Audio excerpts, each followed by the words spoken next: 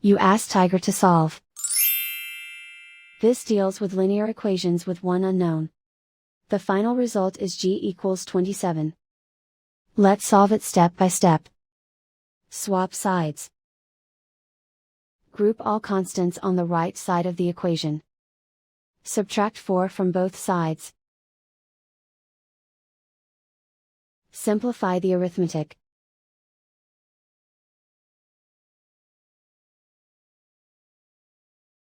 Isolate the g.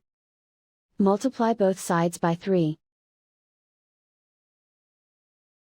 Group like terms.